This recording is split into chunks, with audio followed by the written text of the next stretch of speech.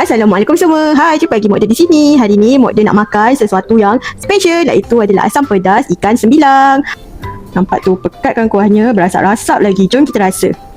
Bismillahirrahmanirrahim. Jemput makan semua. Tahu salad ni kita masukkan dekat dalam asam pedas ni. Bismillahirrahmanirrahim. Kita ambil kuah ikan sembilang ni.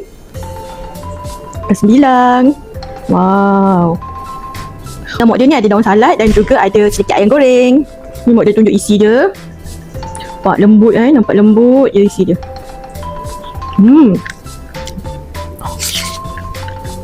Daun salad ni kita dekat kuah asam pedas. Isi ikan sembilang. Kita ambil kuah asam pedas ni, tuang kat atas isi ikan sembilang tu.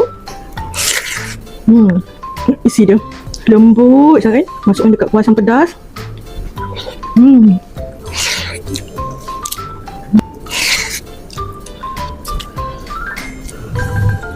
Ambil kuah asam pedas ni, tuang atas ayam.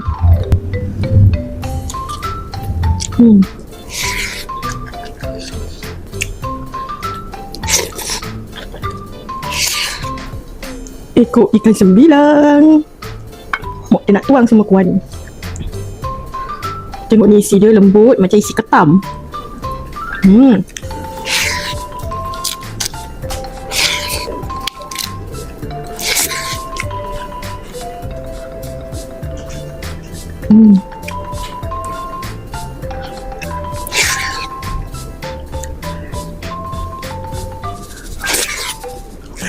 Alhamdulillah, syukur nikmat atas rezeki yang diberikan hari ini. Kita jumpa di video akan datang. Assalamualaikum semua. Bye-bye.